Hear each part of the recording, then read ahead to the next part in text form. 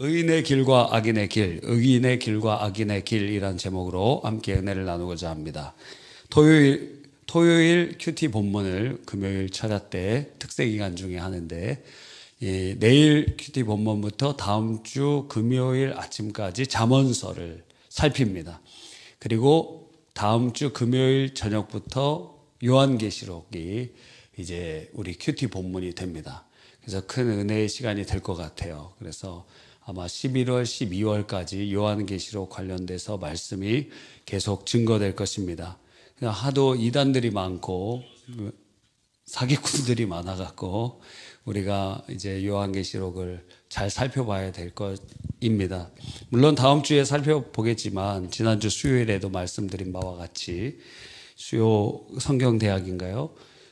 계시록을 살펴볼 때 항상 여러분이 주의해야 봐야 될 것은 많은 이단들이 공포를 주고 혹은 두려움을 주고 목적은 무엇이냐면 여러분을 그 종교의 종으로 만들기 위한 것입니다.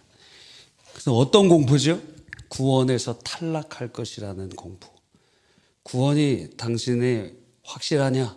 확실하지 않다라는 것을 계속 심어줘요. 당신의 구원은 완전하지 않다 하면서 계속 구원의 확신을 흔듭니다. 그 목적은 무엇이냐면 그 종교의 종이 되도록 만들기 위함인 거예요. 그래서 우리 교회, 우리 종교에 와야지만, 이 말씀을 들어야지만, 이렇게 행해야지만 당신들 구원받을 수 있다라고 하면서 사람들을 종으로 만드는 거예요. 그런데 하나님이 주시는 두려움은 어디에 이르냐면 종이 아니라 자유에 이르는 회개를 하도록 해주시는 거예요. 종이 되도록 만들면 전부 이단입니다. 우리를 자유케 하고 주의 구원으로 우리를 인도하는 것이에요.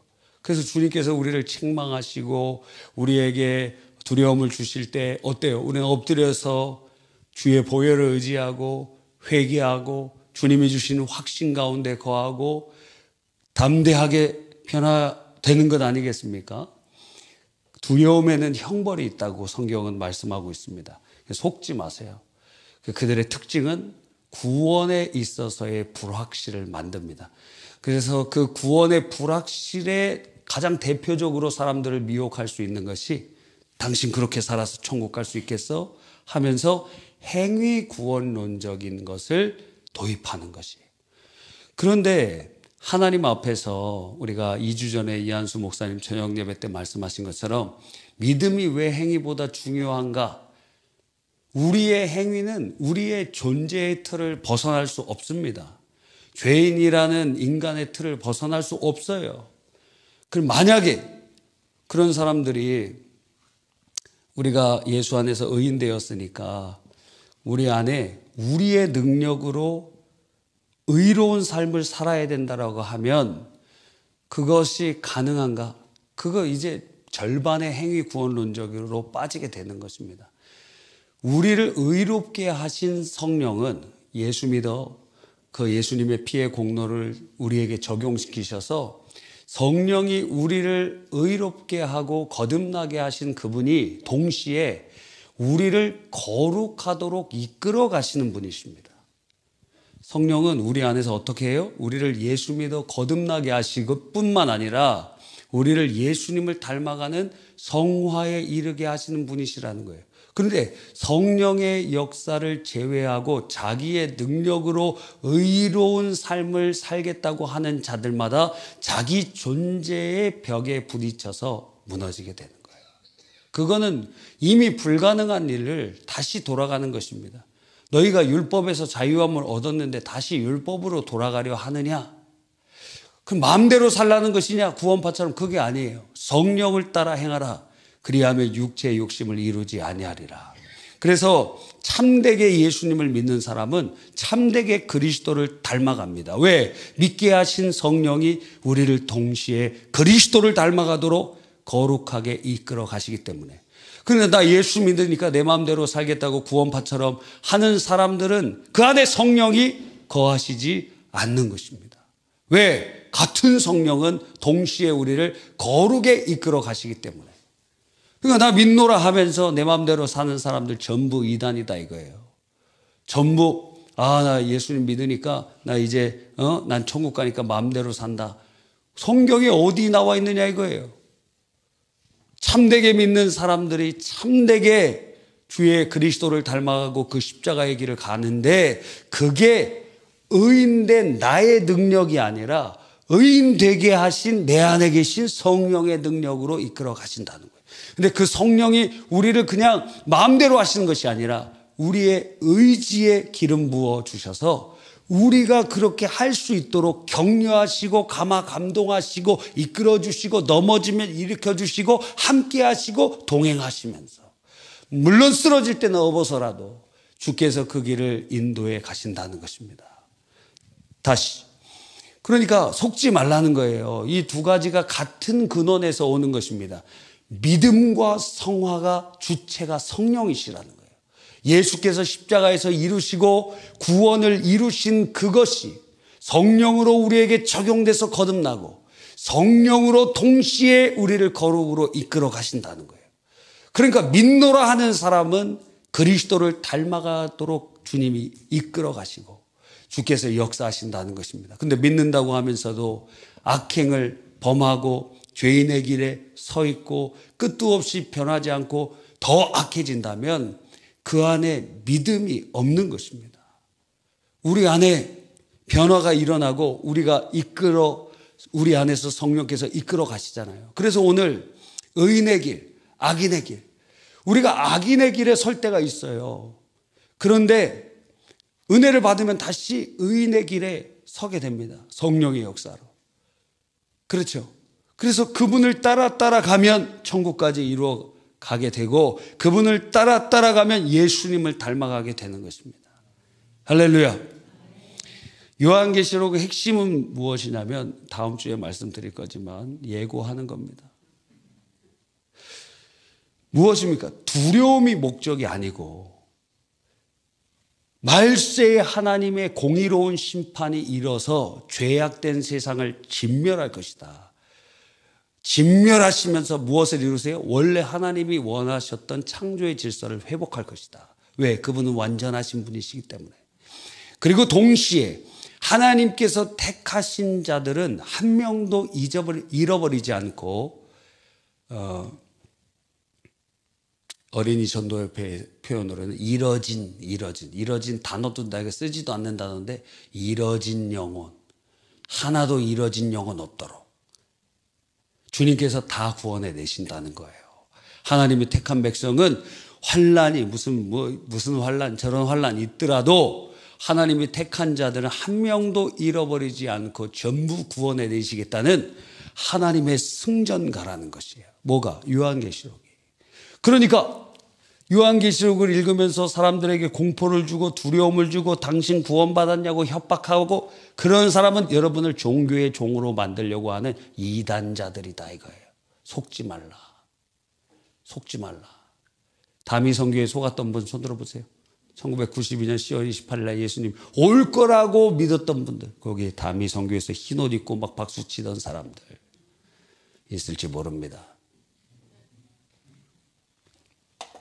여호와 증인, 안상홍 증인의 또 신천지 전부 이 공포를 가지고 사람들을 종으로 만든 거예요.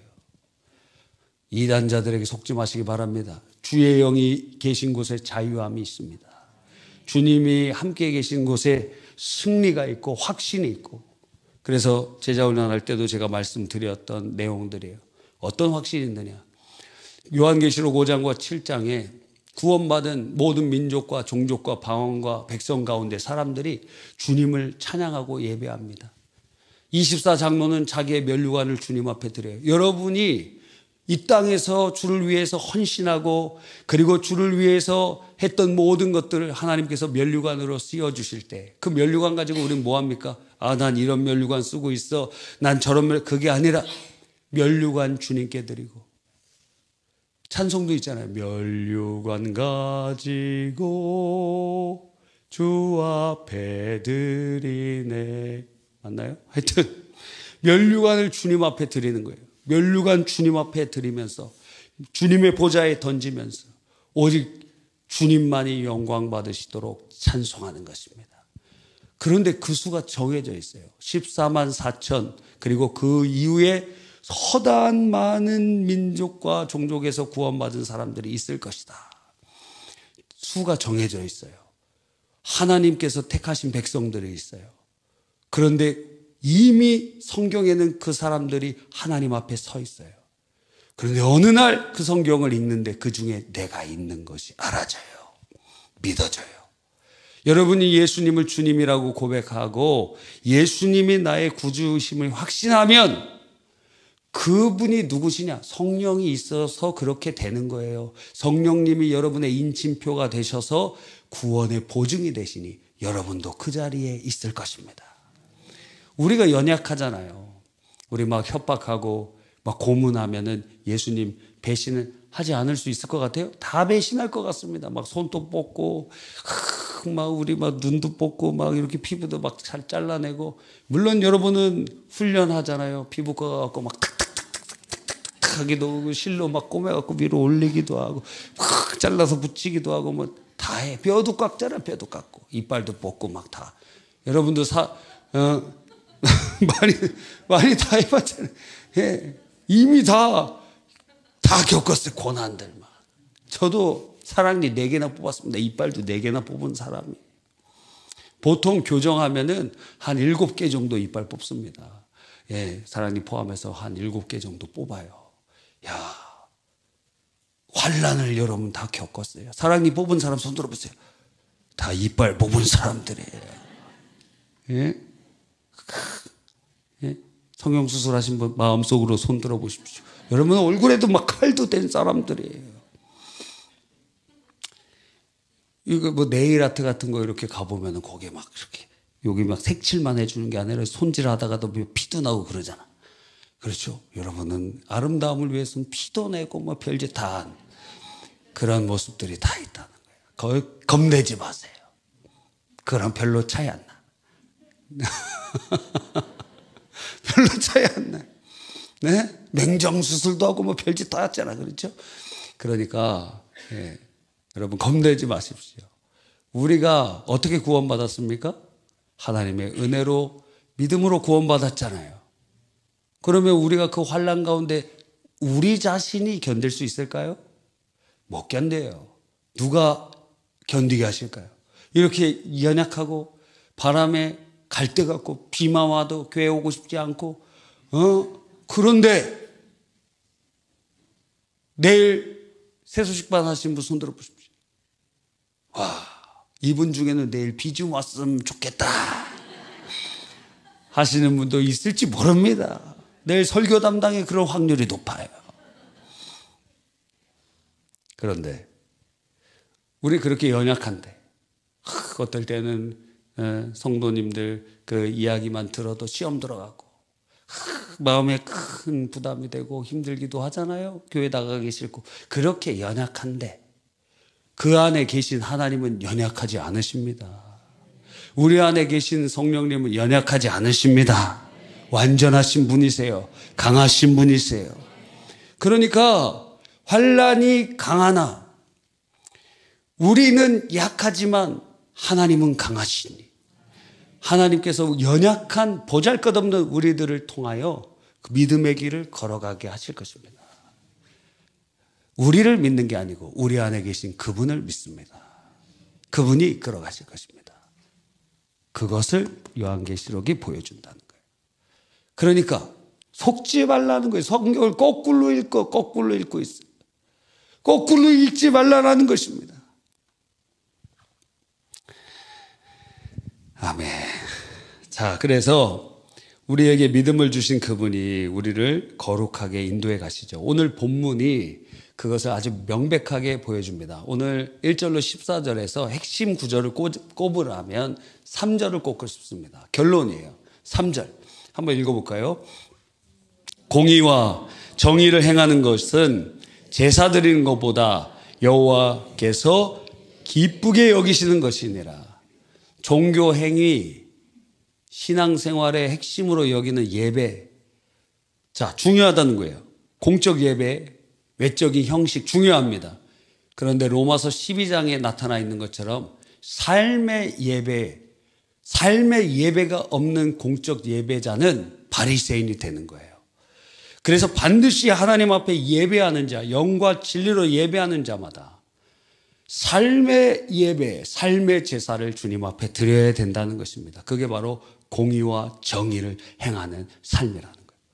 그런데 1절로 거의 14절까지 대부분 악인에 관한 이야기를 지금 하고 있습니다. 그 말이 무엇입니까? 우리 타락한 인간의 본성의 모습들을 자세히 설명해 주고 있는 것입니다. 너희도 그 길을 가고 있지 않느냐? 돌이켜서 성령을 따르는 삶을 살라 하고 우리에게 요청하고 계시는 것입니다. 자, 한 절씩 살펴봅시다. 1절 한번 여러분이 읽어주세요. 시작. 왕의 마음이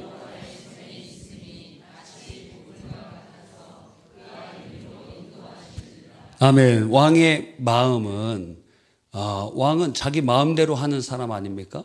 자기 뜻대로 하는 사람 아닙니까? 그런데 마치 본물과 같다. 여호와의 손에 있다는 거예요. 본물이라는 것은 시내나 강, 운하, 작은 운하 뭐 이런 것들을 의미한다 그래요. 본문에. 그래서 그것을 보면은 자, 강줄기를 이렇게 내고 운하를 이렇게 내면 물이 어디로 흐르죠? 그 길로 흐릅니다. 물이 흐르는 강역으로 흐릅니다. 만들어 놓은 운하의 길로 흐릅니다. 왕이 자기 뜻대로 자기 멋대로 할 수 있는 존재라고 고대에 생각하고 생사여탈권이 왕에게 있다라고 생각하지만 교만한 생각 버려라. 하나님이 이끌어 가시는 것이다. 하나님이 개입하시고 역사하시는 것임을 우리에게 알려주고 있는 것입니다.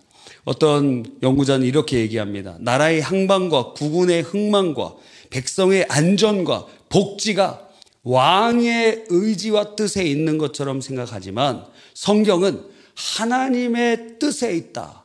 그분의 마음에 있다. 그분이 정해놓으신 운하의 길로 그분이 정해놓으신 강줄기 따라가는 것이다. 말씀하고 있는 것입니다. 그래서 잠언 16장 9절에 사람이 마음으로 자기 길을 계획할지라도 그의 걸음을 인도하시는 이는 여호와시니라. 이 세상에는 우연도 없고 모든 것이 하나님의 계획하신 뜻대로 인도해 가시는 것입니다. 국가도 왕도 개인의 삶에도 하나님의 개입이 있고 하나님의 계획이 있는 것입니다. 그래서 예레미야 33장 2절에는 하나님을 이렇게 표현해요. 이를 행하시는 여호와, 그것을 만들며 성취하시는 여호와. 주님은 하나님의 뜻대로 성취하시는 분이십니다.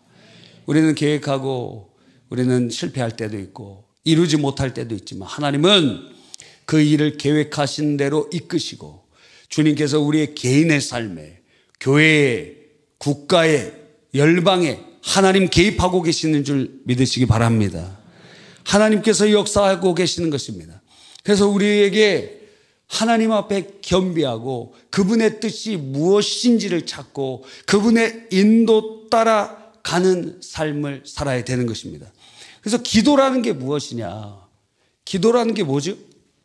내 뜻을 하나님께 간구해서 하나님을 내 뜻에 맞추는 것이 아니라 내가 간절히 원하는 것을 주님 앞에 기도하지만 기도를 통해서 하나님의 뜻을 깨달아 나를 주님의 뜻에 맞춰 가시는 하나님의 역사예요. 내가 기도하는데 그 기도를 통해서 하나님이 나를 하나님의 뜻에 맞춰 가시는 거예요. 그래서 여러분이 계획이 있어요. 언더우드 선교사가 인도 선교를 하려고 베이스 캠프로 일본에 도착합니다. 그리고 일본에서 인도로 가려고 하는데 거기에서 조선이라는 나라를 듣습니다.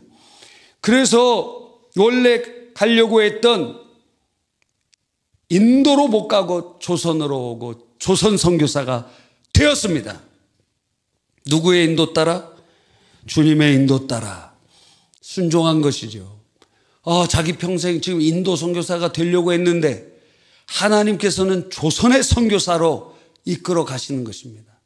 바울 사도가 아시아에 전도하려고 그랬는데 하나님께서 계속 막다가 꿈에 마케도니아 사람이 와서 너희가 건너와 우리를 도우라. 그래서 주님께서 유럽으로 건너가라고 하시는 것을 깨닫게 됩니다. 기도가 무엇인가? 왜 기도하는가? 우리의 왕 중의 왕이신 주님, 그 뜻에 우리의 뜻을 맞춰가는 거예요. 그래서 여러분이 누군가를 미워하는 사람이 있을 때 그 사람에 대해서 막 화를 내잖아요. 이 사람 나쁜 사람입니다. 이 사람 좀 어떻게 해 주십시오. 싱크홀이 그 앞에 생기길 원합니다. 하나님, 하여튼 전기 자동차 불도 많이 나는데 하여튼 불도 나고 번개도 치고 뭐 이 많은 일들 일어나길 원합니다. 여러분이 그렇게 악하다기보다 자기의 마음속에 그 분노가 치밀어 오르는 이야기들을 할 수 있습니다. 기도할 때. 시편에 보면 저주 시편도 있어요. 저주 시편에 막 그들의 자녀들이 다 거렁뱅이가 되게 해주시고 그들의 혀는 잘리게 해주시고 그들을 다 망하게 해주시고 막 그런 기도가 있어요. 그런 기도를 하라는 게 아니라 그 우리의 마음을 그대로 주님 앞에 쏟아 놓으라는 거예요. 근데 놀랍게도 여러분이 그런 기도 한번 해보세요. 계속 하다 보면 어떻게 되죠? 우리의 마음이 바뀌게 된다는 거예요. 우리의 그 강팍하던 심령이 바뀌게 된다는 거예요. 하나님이 바꿔가십니다. 왜? 주님의 뜻은 우리에게 죄 지은 자들, 누가복음에 보면 주기도문 이렇게 주석하잖아요. 우리에게 죄 지은 자들의 모든 것을 사하여 주노니 우리의 죄를 사하여 주십시오. 그렇게 그 뜻에 맞춰 가시는 것입니다. 그래서 작년에는 서로 사랑, 올해는 이웃 사랑, 내년에는 이제 내년 몇 달 안 남았습니다. 내년에 뭐 하는 것이냐? 내년에 우리의 미션은 원수 사랑입니다. 와, 원수들 있죠? 이야, 인생의 대적자들 여러분 몇 명이나 있습니까? 저는 대적자들이 많았어요. 누구라고 얘기하진 않겠습니다. 여러분의 인생에 대적자가 없길 바랍니다. 저를 위해서도 기도해 주세요. 그래서 제 기도 제목 중에 하나가 평생 대적자가 없게 해 주십시오. 좀 평탄한 목회를 할 수 있도록 하나님 인도해 주십시오. 과분한 기도입니까? 하나님 은혜를 달라고. 어떤 로제타 홀 여자 선교사님이 결혼했는데 남편도 한국 선교사예요. 그런데 남편이 평양에 결혼하고 얼마 되지 않아서 아기를 낳는지 아기 한 명 낳았던 것 같아요. 그리고 배에는 임신했는데 평양에 막 전염병이 돈다. 그래서 내가 구호하라고 가야 되겠다. 그 남편 선교사님이 갔어요. 근데 거기 가서 병들어 죽었네. 그리고 막 자녀들도 죽고 그래서 막 충격을 받아갖고 자기를 파송했던 캐나다로 돌아갑니다. 그래서 캐나다에서 돌아갔는데 거기에서 또 한국에 대한 이야기를 다시 조선에 대한 이야기를 듣고 거기서 막 헌금하는 시간도 있고 그런 거예요. 자기 조선 선교사로 갔다가 다시 왔잖아요. 의료 선교사였는데. 그래서 다시 가 거기서 아기 출산하고 다시 갑니다. 그 아기가 자라나면서 그분이 기도하기를 아니 저희 남편도 일찍 죽고 저희 자녀들도 많이 죽었는데 이 아이와 저는 끝까지 주의 일 잘 감당할 수 있도록 하나님 은혜를 베풀어 주십시오. 그게 하나님의 뜻이었나 봐요. 그래서 그분은 오래 살면서 전주 예수 기독병원인가 하여튼 그것도 세우고 그 병원인지 정확히는 모르겠어요. 병원도 세우고 그리고 많은 사람들 복음 증거하고 선한 일하고 그 아들은 그 크리스마스 실 있잖아요. 결핵퇴치 그거 처음 만든 사람이에요. 그 아들이. 하나님께서 그 기도를 들어주셨어요. 하나님 평생에 대적이 없게 하여 주시옵소서. 여러분 기도를 많이 세게 해주시길 바랍니다. 예. 하나님의 뜻에 맞추는 거예요. 사실은 우리가 많이 기도하지만 왕이라도 그래서 하나님께서는 그 일들을 성경에 많이 보여주시죠. 막 까불었던 왕들 다 주님이 꺾어 놓으시잖아요. 대표적으로 느부갓네살 왕. 그는 하나님 모르는 사람이에요. 그런데 하나님께서 그를 꺾으시고 하나님을 알게 하시고, 어쩌면 느부갓네살은 천국에 있을지도 몰라요. 그가 하나님에 대한 신앙 고백도 막 나와 있잖아요. 나중에 주님께로 이렇게 돌아왔을지도 모릅니다. 하나님께서는 구약에서도 하나님의 선교를 하고 계시거든요. 여러 채널들을 통해서 역사하시거든요.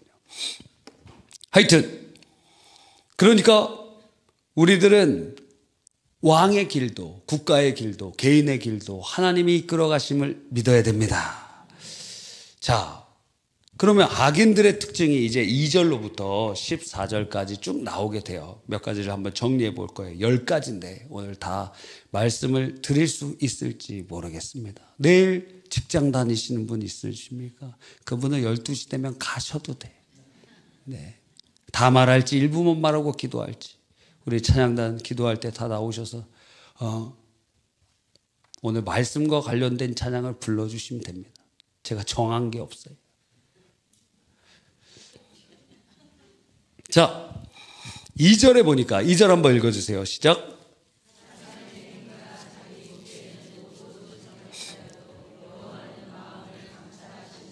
아멘. 악한 자들의 첫 번째 특징, 자기 행위가 자기 보기에는 다 정직하다. 이런 사람들 있잖아요. 자기만 다 잘났어. 자기만 오라. 자기만 그냥 의인이야. 그렇지 않습니까? 저희 집에선 제가 가장 그런 사람입니다. 자기만 오라. 나만 오라. 그래서 어떨 때는 막 주장할 때가 있어요. 이게 맞다고. 그러면 저희 아내가 내기를 걸어요. 10만 원을 걸 수 있느냐. 막 이렇게 세게 걸어요. 그럼 저는 내기를 하지 않습니다. 틀릴 수도 있기 때문에. 여러분, 하여튼 자기가 자기 행위는 다 옳다고 여겨요. 자기는 옳고 다른 사람은 그러면 틀렸어요. 내로남불의 대표적인 사람, 위선적인 특징을 악인이 가지고 있다는 거예요. 그렇지 않습니까? 자기 생각이 옳아. 그래서 그 사람은 고집불통이야. 악인의 특징이에요. 악인의 특징. 의인은 어때요? 의인은 자신의 연약함을 인정할 줄 아는 사람이에요. 자신의 부족함을 인정해요. 그래서 기도 부탁도 하고 그래요. 그런데 악인은 자기는 다 옳아. 남은 다 잘못했어. 그래서 어떤 여러분이 이사 갔는데 어떤 교회 갔어요. 그런데 정통교회인데 간판 정통교회입니다. 근데 목사님이 항상 기존 교회는 다 잘못됐다고. 다 저 교회는 이게 잘못됐고 저 교회는 저게 잘못됐고 옆에 교회는 이게 잘못됐고 이게 이단이 아니면 그 사람은 도나투스주의자, 분리주의자예요. 잘못된 교회에 몸을 찢는 거예요. 아니 저 교회가 잘못됐습니다. 그거를 지적할 수 있는 사람은 선지자의 은사를 받은 사람들이에요.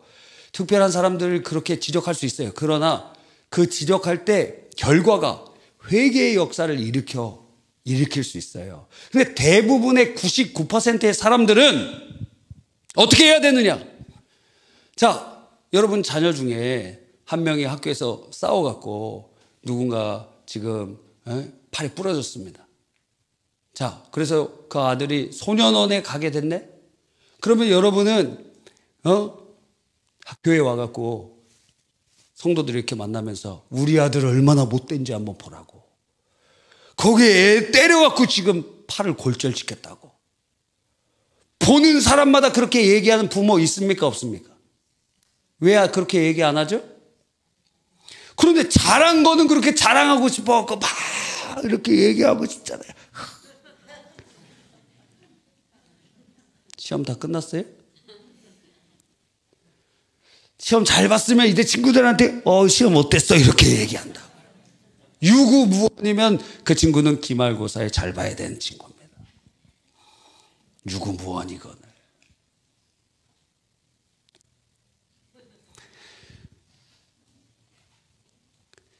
자기만 옳다라고 생각해요. 자기만 옳다.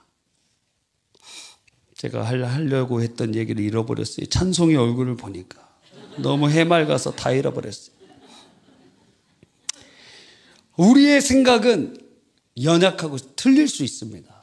하나님만 옳으시지.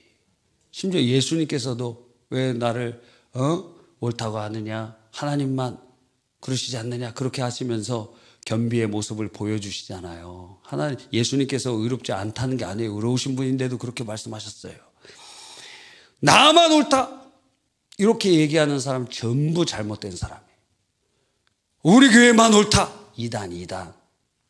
다른 교회 잘못됐으면 어떻게 해요? 99%의 사람들은 이렇게 해야 돼요. 나의 허물인 것처럼 그것을 사랑은 모든 허물을 덮느니라. 그리고 그걸 기도의 제목으로 삼고 애통의 제목으로 삼고 우리 아들 소년원 가면 안 되고 감옥 가면 안 되는데 하는 마음이 있어야지. 저 교회는 저게 잘못됐네, 이 교회는 이게 잘못됐네, 우리 교회는 좋은 교회. 와, 그런 목사님이 있으면은 제가 상당히 걱정돼요. 그러니까 여러분도 지금 우리 성도들을 이렇게 바라볼 때 저 사람은 저런 잘못, 이 사람은 이런 잘못 지적이 됩니까? 그럼 나만 옳다라고 생각합니까? 악인이라는 거예요. 악인은 자기만 옳다 하느니라. 악인이라는 거예요. 악인. 저 사람의 허물을 보면서 왜 기도의 제목이 안 됩니까? 나만 옳다고 생각하니까 악인이니까. 악인이 악인. 두말할 게 없습니다. 악인의 길을 걷고 있습니다. 그래서 우리가 누군가에 대한 애통함이 없고 그 가족이라고 생각하지 않으니까, 주님의 같은 몸이라고 생각하지 않으니까, 이 교회는 이게 잘못되고 저 교회는 저게 잘못되고 이 성도는 이게 잘못되고 저 성도는 저게 잘못되고, 그게 바로 당신이 악인이라는 것을 선언하고 있음을 본인은 깨닫지 못하고 있다는 것입니다.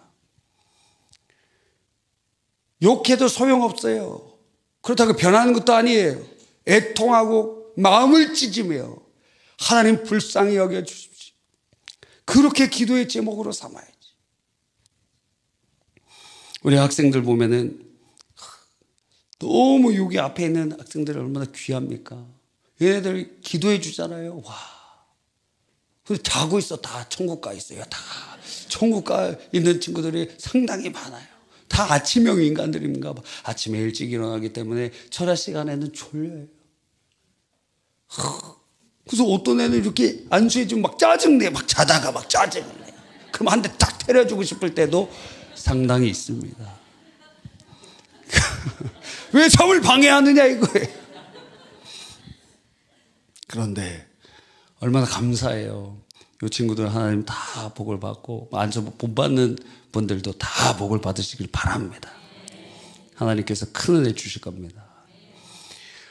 그래서 내가 지금 악인의 길에 서고 있느냐, 다른 사람 다 잘못했고 나만 잘했다 이렇게 생각하면 여러분은 악인의 길에 서 있다는 거예요. 집안에 다 있잖아요. 한 명씩. 보통 여성분들이 남편도 잘못되고 아들도 잘못되고 며느리도 잘못되고 그러잖아요. 명절에 그래서 뒤집어 놓잖아요. 그래서 다 그런 건 아니지만 보통의 경우 그런 경우가 많습니다. 왜 너는 엄마가 이렇게 열심히 하는 거 알아주지 못하니? 정당한 이야기지만, 그런데 자세히 살펴보십시오. 악인입니까? 여러분 의인입니까? 4절 읽어주세요. 시작. 눈이 높은 것과 마음이 교만한 것과 악인이 형통한 것은 다 죄니라. 그래서 악인의 두 번째 특징은 교만합니다. 눈이 높다는 것, 사람을 깔보는 행위라고 주석을 해요. 또 마음이 교만하다는 것은 원어적으로는 마음이 넓다라는 것인데, 이것이 도량이 넓다라는 것이 아니라 비판적으로 쓰여요. 부정적으로 쓰여요. 자기를 과대평가하는 거. 마음이 교만한 거, 마음이 넓은 거. 악인의 형통한 것. 이걸 그냥 한국말로 해석하면은 악인들이 잘 되는 것 자체가 다 징벌이라는 거예요. 왜? 하나님이 진짜 사랑하는 자라면 잘못된 자가 잘 되면 안 되지. 징계를 받아야지. 그래서 회개의 자리에 돌아와야죠. 그런데 하나님께서 사생자요 주님의 자녀가 아니기 때문에 그냥 방치해 놓는 거예요. 악인이 형통해. 뿐만 아니라 어떤 사람은 이 원어를 이렇게 여기서 사용된 이 형통이라는 단어가 경작하지 않는 밭, 그런 의미를 가지고 있대요. 그래서 경작하지 않는 밭에는 무엇만 자라죠? 잡초가 자라죠. 무엇을 거두죠? 알곡이 아니라 잡초와 황무함을 거두게 되죠. 그러니까 그에게는 죄악만이 있다라는 거. 교만한 자. 우리가 누군가 다 내 아래로 다 보입니까? 남편이 내 아래로 보입니까? 성경의 에베소서에 존경하라 그랬잖아요. 존경할 것이 없어도 존경하라 그랬어요. 저도 이렇게 결혼 생활을 하고 있는데 아내가 저랑 나이 차이가 2살이나 납니다. 그럼 저한테 뭐라고 불러야 됩니까? 오빠라고 불러야지. 그런데 부부 사이에 오빠가 어딨어 막 이러고 대들어요.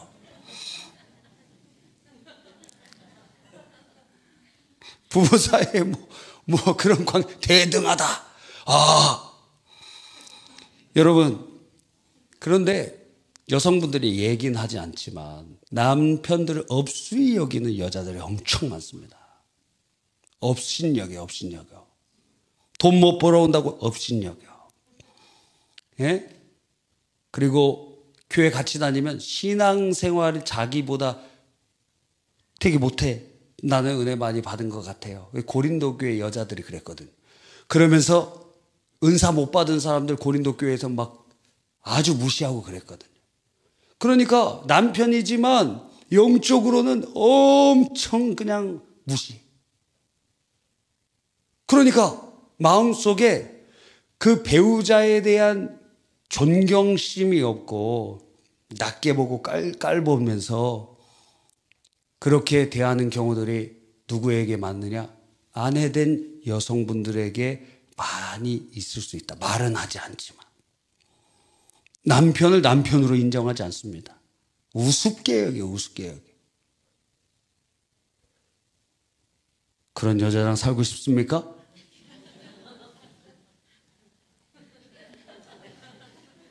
여러분, 그런데 그런 사람 엄청 많아요. 솔직하게 얘기하자 이거예요. 솔직하게 얘기하자는 거예요. 제가 이렇게 쑥 봐도 한 80%는 그러신 것 같아요. 아니, 솔직하게 얘기하자는 거예요, 우리가. 이거 회의의 거리라는 거예요. 그러니까 가정의 천국이 이루어지지 않습니다. 가정에 하나님께서 주신 질서가 있고 하나님께서 원하시는 그러한 방식이 있습니다. 그걸 벗어나면 가정이 행복하지가 않아요. 천국이 되지 않아요. 그 쑥대밭이 돼. 잡초만 일어나. 황무지가 됩니다. 교만한 마음. 그래서 눈이 높은 것과 마음이 교만한 것, 악인이 형통한 것, 이거 다 악한 자의 특징이에요. 교만. 5절 읽어봅시다. 시작. 부지런한 자의 경영은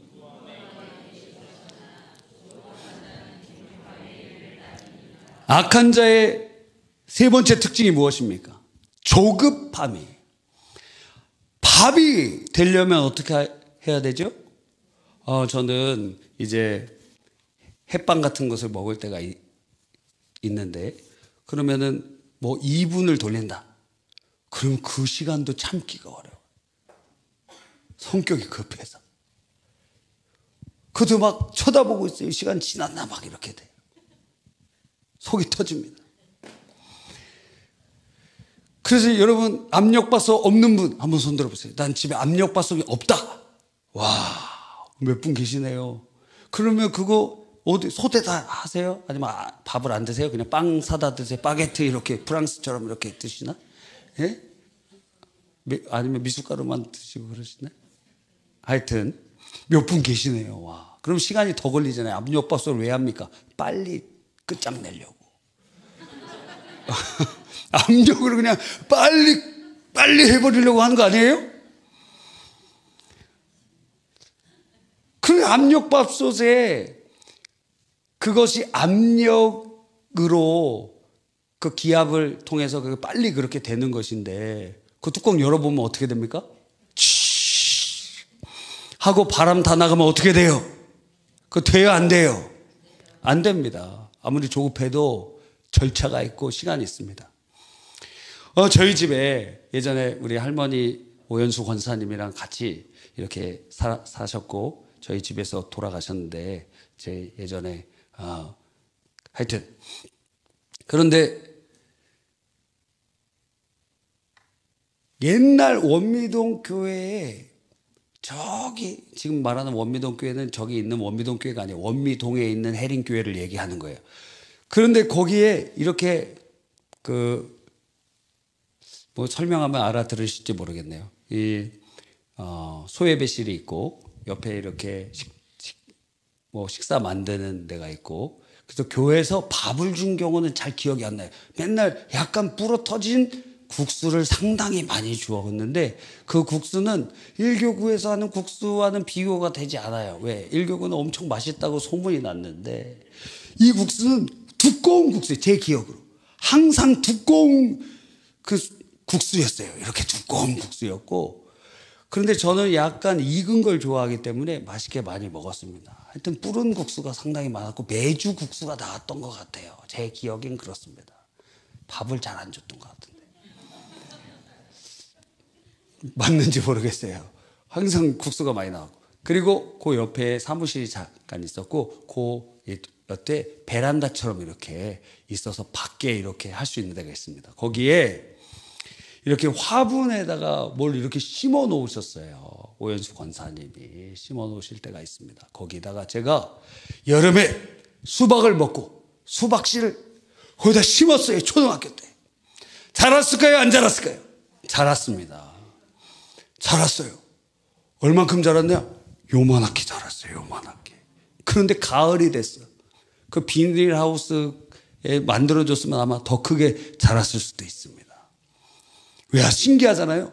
매일 가서 봤어요. 매일 얼마나 컸나 얼마나 컸나 이렇게 매일 가서 쳐다봤어요. 야, 근데 점점 커가더라고요. 여러분 시간이 지나야 됩니다.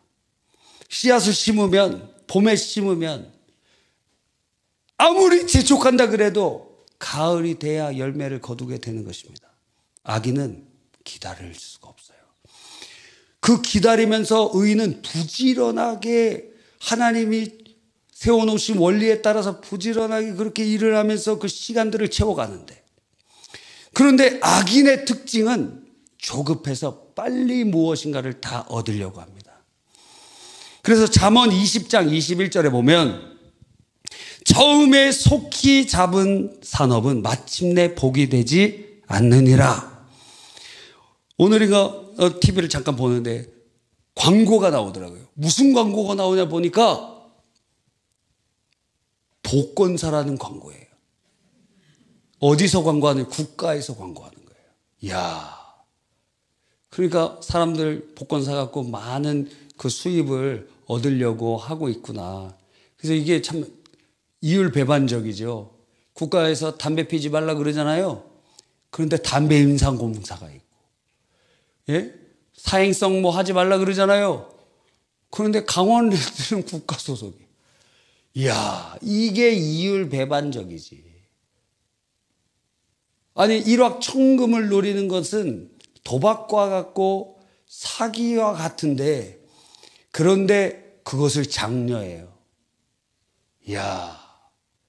그러니까 나라도 세금 걷기 위해서는 별짓 다 하는 겁니다. 이 일도 하고 저 일도 하고 다 하는 거예요. 약 주고 병 주고 다 하는 거예요. 여러분, 성경은 조급하게 얻는 것, 성급하게 얻는 것, 마침내 복이 되지 못할 것이라고 하고 조급한 자에게는 궁핍함이 이를 것이라고 말씀하고 있는 것입니다. 부지런으로 그 시간을 채워가야 돼요. 하나님의 일반 은총이라고 할 수 있는 것입니다. 그러므로 돈을 빨리 벌겠다고 하는 것은 전부 사기꾼이에요. 그럼 자기나 잘 벌지. 빨리 돈 막 벌겠다. 당신 지금 빨리 돈을 벌 수 있겠다. 사기요. 진짜라고 해도 그 돈은 여러분에게 복이 되지 않습니다. 금방 날아갈 거예요. 느린 것 같지만 부지런히 뿌리고 시간이 많이 걸리는 것 같지만 가꾸고 돌보고 경작하면 가을이 되면 거두게 됩니다. 할렐루야. 네 번째, 6절 한번 읽어봅시다. 시작.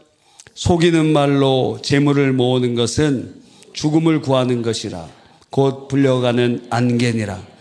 악한 자는 속인다 하는 거예요. 그것으로 자기의 이익을 구한다는 것입니다. 우리들이 장사하거나 사업하거나 그럴 때 속이는 거짓말 할 때도 있습니다. 그런데 그것은 죽음과 같다는 거예요. 성경에는 그것을 굉장히 강하게 말씀하고 있습니다. 우리 캄보디아 일들 지금 TV에 나오죠? 그래서 고수익의 해외 일자리, 저희가 아는 어떤 단체에 어떤 분이 자녀가 이 동남아에서 일을 했어요. 그래서 카페도 하고 그랬습니다. 근데 카페가 잘 안 돼. 그러다가 이제 한국으로 들어오려고 하는데 어떤 사람이 굉장히 좋은 고수익의 일을 주겠다 그러는 거예요. 그래서 한 번만 하면은 당신 몇 천만 원 그렇게 벌 수 있다는 식으로. 그래서 이 물건만 갖다 주면 된다는 거예요. 그래서 그것을 가방에 싣고 비행기 타고 가려고 하는데 세관에서 딱 붙잡습니다. 마약. 그리고 그 마약은 신종 마약으로 굉장히 강력하고 처벌도 아주 강한 것이었어요. 와, 목사님 아들이에요. 그래서 그 곳에 전혀 몰랐는데 운반책이 된 거예요. 그래서 지금도 감옥에 있어요. 그래서 그 목사님이 그 아들이 그렇게 됐다는 소식을 듣고 그때부터 얼굴에 기쁨이 없어요. 그때부터 마음이 죽어버린 상태. 그래서 어떻게 해야 되나? 그러니까 먼 타국에서 감옥에 갇혀 있습니다. 변호사 선임했는데도 어떻게 되는지도 모르고 한국에서 여러 번 그곳으로 왔다 갔다 하는데도 어떻게 길을 찾을 수가 없어요. 그 아들 얘기만 하면 그분이 눈물을 글썽글썽거렸어요. 어떻게 할 수가 없으니까. 그래서 아들을 면회를 했는데 아들에게 아무리 짧아도 10년 그곳에 있어야 될 것 같다 하는 얘기를 못 하겠다는 거예요. 그래서 하나님의 은혜를 간구하면서 그 풀어낼 수 있는 길을 막 찾고 있는데 길이 잘 보이지 않아. 그래서 기도 요청을 합니다. 그래서 우리들 목사님들이 기도하고 하나님 불쌍히 여겨달라고 면회를 갔다 왔는데 면회 가서 너무 힘들다는 거예요, 아들이. 그래서 그 아버지 목사님이 얘기합니다. 너 나쁜 생각 갖지 마. 그 자살하고 싶은 거예요. 죽고 싶은 거예요. 거기서 더 이상 못 견디고 괴로운 거예요. 너 나쁜 생각 갖지 마. 여러분, 이 세상에 이렇게 악한 사람들이 있으면 속여갖고 사람의 일생을 망가뜨리고 망하게 하고, 그런 사람들, 캄보디아 사기꾼들 투자 기회로 유인해서 납치, 감금하고 휴대전화와 신분증을 빼앗아 보이스피싱과 로맨스 스킴과 투자 리딩 등 다양한 사기 범죄에 동원하면서 사람들을 막 어떨 때는 고문하기도 하고 어떨 때는 협박하기도 하고 어떨 때는 돈을 준다고 꼬드기기도 하고 폭력을 당해서 사람들이 죽기도 하고, 그래서 여러 가지 일들이 막 드러나고 있는 것을 봅니다. 여러분, 성경은 이렇게 말씀하세요. 속이는 말로 재물을 모으는 것은 죽음을 구하는 것이라. 너 하나님께서 겨냥한다. 하나님께서 보고 계시다. 국가도 그들을 잡아서 공권력으로 징벌하려고 하지만 그보다 더 하나님께서 그들을 지켜보고 계세요. 이 세상에 억울한 일이 엄청 많습니다. 힘든 일들 많이 있습니다. 괴로운 일 많이 있습니다. 그런데도 이 세상 완전히 무너지지 않는 이유는 하나님께서 고비고비 개입하시고 역사하셔서 하나님께서 완전히 타락해서 진작 멸망했어야 되는데, 서로 그냥 다 멸망했어야 되는데 하나님께서 다 망할 것 같은데 그곳에서 하나님의 공의를 나타내세요. 일본이 대동아 경영권으로 동남아시아 전체를 다 장악했어요. 그래서 일본 사람들이 그 꿈을 언제부터 꾸었느냐면 도요토미 히데요시가 임진왜란을 일으킬 때 그의 목표가 인도까지 가는 거였어요. 인도까지 가는 거. 그래서 조선한테는 길을 터라. 우리가 명나라를 치고 천추까지 가겠다. 그랬거든요. 근데 처음에 명나라가 조선이 이렇게 금방 무너질 줄 모르고 이렇게 일찍 20일 만에 고니 씨와 또 다른 장군이 서울을 함락하고 그런 것을 보면서 이거는 조선이 일본과 함께 내통하지 않았다면 이렇게 빨리 망할 수가 없다. 빨리 정복될 수가 없다. 그래서 조선을 믿지 않았어요. 그런데 고려 황제라고 하는 별명이 고려 황제예요. 만역제인가 하여튼 이름을 잃어버렸는데 하여튼 그 황제가 30몇 년, 50년을 재위했는데 대부분은 땡깡 부리고 그냥 관료들에게 내시들한테 정치 다 맡기고 놀았어요. 그런데 임진왜란이 일어날 때는 그 사람이 꿈에서 관운장이 나타나서 조선을 도와라 그런 꿈을 계시를 받았어요. 그래갖고 막 황금이랑 막 군량미를 아주 엄청나게 해서 조선을 도와줬어요. 그래갖고 중국 사람이 제일 싫어하는 황제 중에 한 명입니다. 왜? 정치는 그렇게 수십 년 동안 안 하면서 임진왜란 일어날 때는 그렇게 도와줬어요. 이야, 여러분 하려고 했던 이야기를 잃어버렸어요. 시간이 거의 다 된 것 같습니다. 속이는 자 하나님의 심판을 받을 것입니다. 하나님께서 그를 겨냥하고 계십니다. 하나님께서 역사하고 계시는 줄 믿는 것입니다.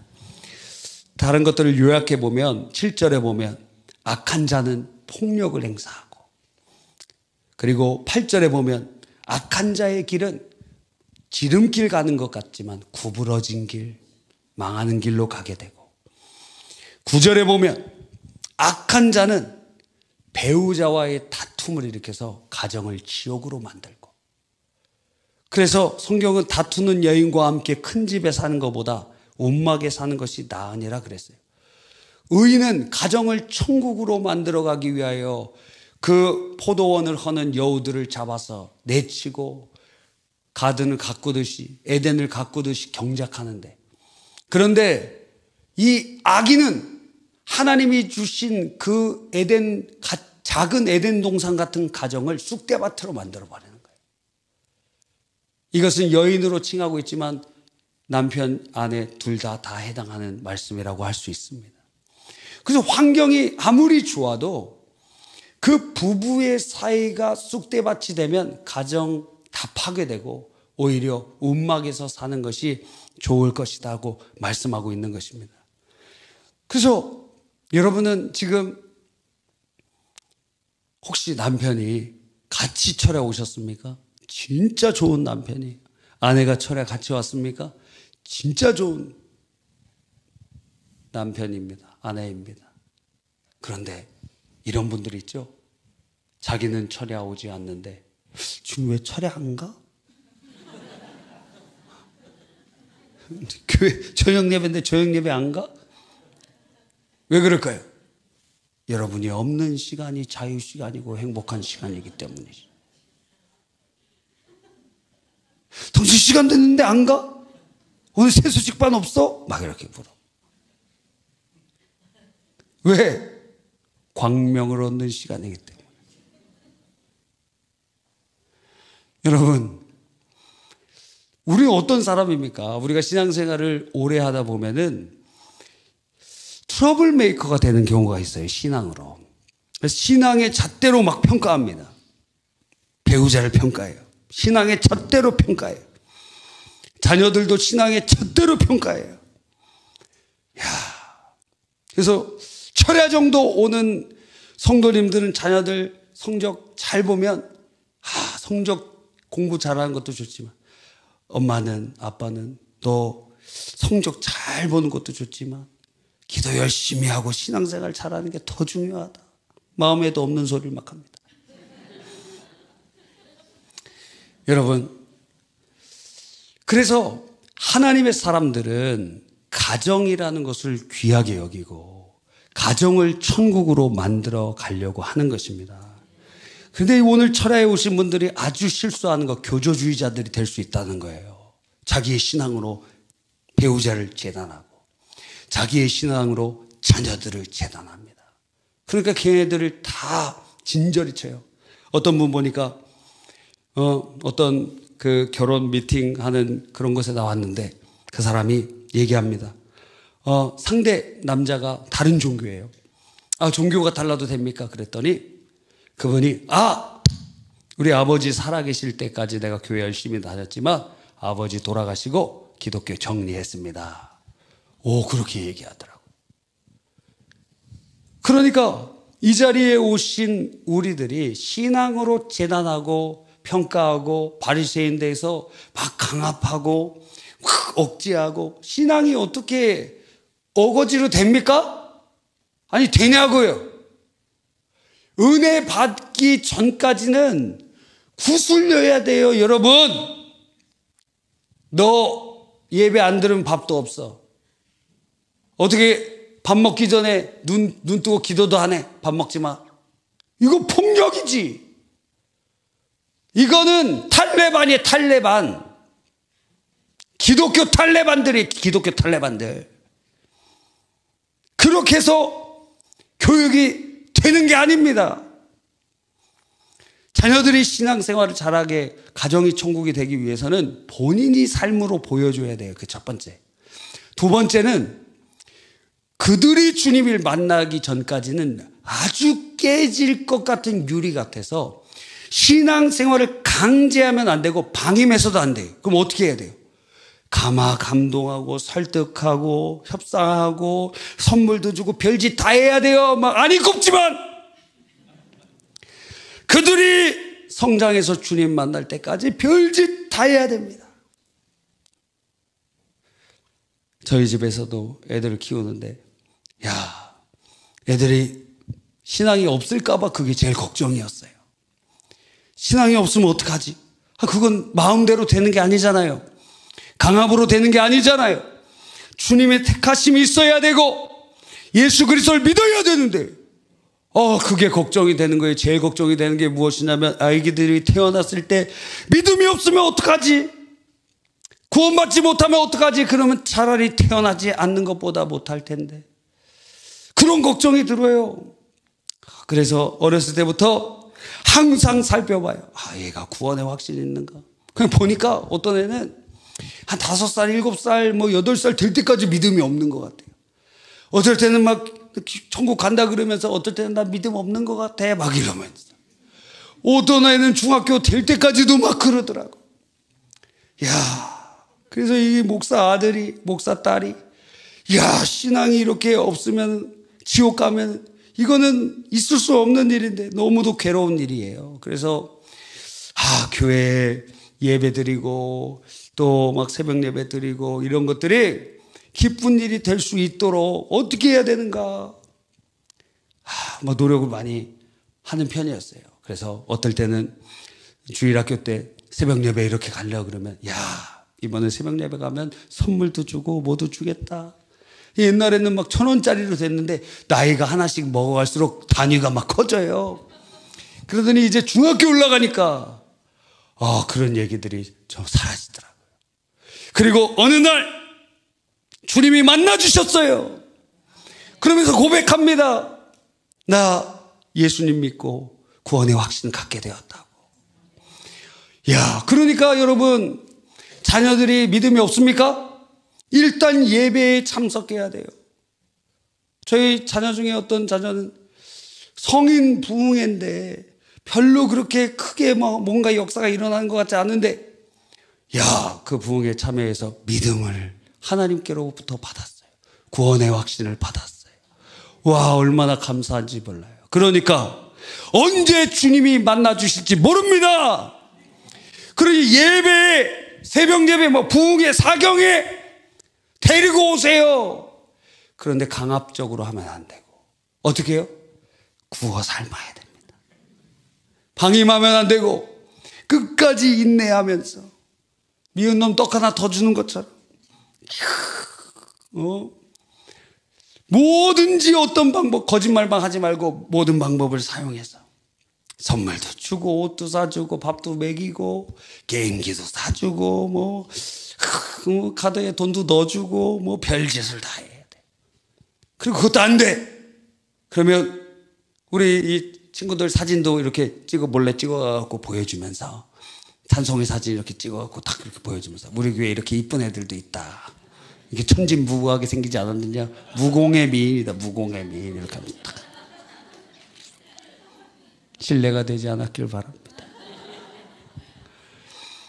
그러니까 그래갖고 교회 온 사람들도 있어요. 어떤 장로님 간증 들어봤는데 교회에 이쁜 누나 있다 그래갖고 와갖고 은혜 받고 장로가 됐어요. 물론 우리 교회에 있다가 다른 교회 지금 갔었지만 하여튼 여러분 무슨 방법을 사용해서든지 일단 와야 됩니다. 믿음은 들음에서 나기 때문에. 이번 새벽기도 때 데리고 오세요. 근데 중학생 정도 되면 안 와. 초등학생 이렇게 어렸을 때 어때요? 아기를 업고 와. 그런데 아기 자야 돼요. 이제 걔네들 의식 있으면 교회 안 와. 중학생만 돼도 새벽 예배 무슨 턱이 없어요. 안 나옵니다. 나오는 애들이 기적이에요. 애들 밥도 사주고 좀 그러세요, 여러분들이. 중학생들이 중2 손 들어보세요. 중2. 와, 대단한 친구들이에요. 우리 찬송이 입이 여기까지 걸려 있어요. 그래서 지혜가 필요합니다. 하나님이 이들을 불쌍히 여겨주십시오. 어떤 방법을 통해서든지 그들의 예배 자리에 계속 나와요. 어느 순간에 하나님께서 그들의 마음을 두드리십니다. 아무개야, 똑똑똑 아무개야, 내가 너를 사랑한다. 어느 날 들려. 어느 날 마음속에 그냥 좋은 얘기 하시네. 그리고 어떨 때는 막 잠만 오고 그러는데 어느 날 마음의 문이 열립니다. 그 예수님이 나의 구주로 영접이 되는 것입니다. 성령이 역사하시는 거예요. 놀랍지 않습니까? 그런 일이 일어나요. 우리 교회도 어떤 분 10년 동안 와서 잤어요. 1, 2년이 아닙니다. 10년 넘게 잤어요. 근데 어느 날 하나님께서 귀를 열어주시니까 그리스도를 영접하게 되고 삶이 변하고 구원받게 되었습니다. 이번 새벽 기도가 그런 기회가 되길 바라고. 뜬금없이 이제 여러분 새벽 기도 가자 그러면 안 가요. 그러면 이제 사경회가 있잖아요. 사경회. 이번 주 주일 저녁부터 수요일까지 있습니다. 사경회 와서 말씀 듣고, 부흥회랑 좀 달라서 말씀 중심으로 연구하고 깨닫고 그런 거예요. 노트 갖고 와서 적으시고 그러세요. 말씀을 집중적으로 살피는 거예요. 그런데 하나님께서 택한 사람들에게는 어느 날 그의 역사가 일어나게 됩니다. 그 전까지 뭘 해야 되느냐? 가정을 천국으로 만들어 가야 돼요. 트러블 메이커가 돼서 다툼을 일으키는 여인과 다툼을 일으키는 남편이 되지 말고 평화를 이루어가고 삶 속에서 그리스도의 모습을 보이면서 그들을 주님께로 인도해 와야 되는 것입니다. 나머지 여러 가지 있습니다. 그거 다 통과하고 하나님께서는 결국에는 이 악인들을 12절의 말씀처럼 악인을 환난에 던지시며 완전히 심판하실 것입니다. 그래서 우리의 삶은 다시 3절로 돌아와서 결론이에요. 3절 다시 한번 읽어봅시다. 시작. 공의와 정의를 행하는 것은 제사를 드리는 것보다 여호와께서 기쁘게 여기시는 것이니라. 공의와 정의를 행하는 것이 무엇이냐? 삶으로 그리스도인의 삶을 살라는 거예요. 예배 드리는 것 중요하지만 삶 속에서 그리스도인의 길을 걸으라는 거예요. 의인의 길에 서라는 거예요. 악인의 길에 서지 말고. 10가지 14절 안에 10가지가 나와 있는데 그 10가지의 악인의 길에 서지 말고 의인의 길에 서라.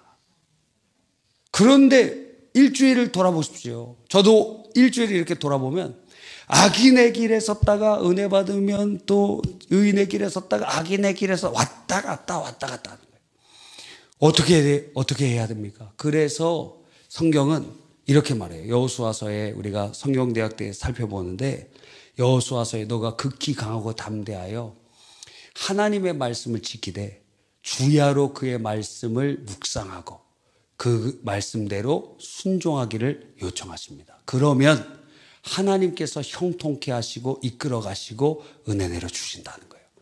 성령의 검이 무엇입니까? 하나님의 말씀이에요.